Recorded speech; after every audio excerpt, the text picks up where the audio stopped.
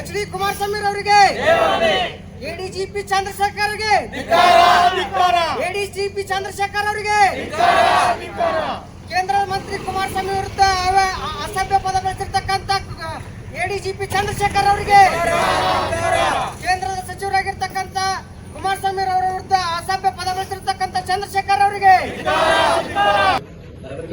ಗೌರವಾನ್ವಿತ ರಾಜ್ಯಪಾಲರು, ಕರ್ನಾಟಕ ಸರ್ಕಾರ, ರಾಜಭವನ ಬೆಂಗಳೂರು 1, ಮಾನ್ಯ ತಹಶೀಲ್ದಾರ್ ವಿಜಯಪುರ ಇವರ ಮುಖಾಂತರ ಮಾನ್ಯರೇ, ವಿಷಯ ನಾಕಾಳ್ ಮತಕ್ಷೇತ್ರದ ಜೆಡಿಎಸ್ ಪಕ್ಷದ ವತಿಯಿಂದ ಲೋಕಾಯುಕ್ತ ಎಡಿಜಿಪಿ ಚಂದ್ರಶೇಖರ್, ನಮ್ಮ ಜೆಡಿಎಸ್ ರಾಜ್ಯಾಧ್ಯಕ್ಷರು, ನಮ್ಮ ನಾಯಕರಾದ ಕೇಂದ್ರ ಸರ್ಕಾರದ ಬೃಹತ್ ಕೈಗಾರಿಕಾ ಮತ್ತು ಉಕ್ಕು ಕಬ್ಬಿಣ ಸಚಿವರಾದ ಸನ್ಮಾನ್ಯ ಶ್ರೀ ಎಚ್.ಡಿ. ಕುಮಾರಸ್ವಾಮಿ ಅವರ ಬಗ್ಗೆ ಅಸಭ್ಯವಾಗಿ ಮಾತನಾಡಿದ್ದು ಅವರ ಅಮಾನತಿಗೆ ಆಗ್ರಹಿಸಿ ಮೇಲ್ಕಂಡ ವಿಷಯಕ್ಕೆ ಸಂಬಂಧಿಸಿದಂತೆ ಕೇಂದ್ರ ಸರ್ಕಾರದ ಬೃಹತ್ ಕೈಗಾರಿಕೆ ಹಾಗೂ ಉಕ್ಕು ಕಬ್ಬಿಣ ಸಂಪುಟ ಸಚಿವರಾದ ಸನ್ಮಾನ್ಯ ಶ್ರೀ ಎಚ್.ಡಿ. ಕುಮಾರಸ್ವಾಮಿ ಅವರು ವಿರುದ್ಧ ಐಪಿಎಸ್ ಅಧಿಕಾರಿ ಚಂದ್ರಶೇಖರ್ ಅವರು ಅವಹೇಳನಕಾರಿಯಾಗಿ ಅಸಭ್ಯ ಪದವನ್ನು ಬಳಸಿರುತ್ತಾರೆ.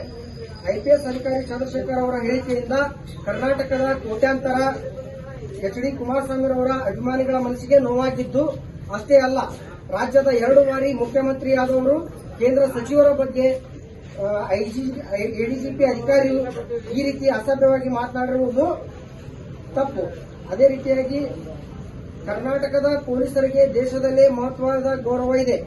ಅಂತ ಕರ್ನಾಟಕ ಪೊಲೀಸ್ ಐಪಿಎಸ್ ಅಧಿಕಾರಿಯಾಗಿ ಚಂದ್ರಶೇಖರ್ ಅವರು ಈ ರೀತಿ ಭಾಷೆ ಬಳಸಿರುವುದು ನಿಜಕ್ಕೂ ಆಘಾತಕಾರಿ.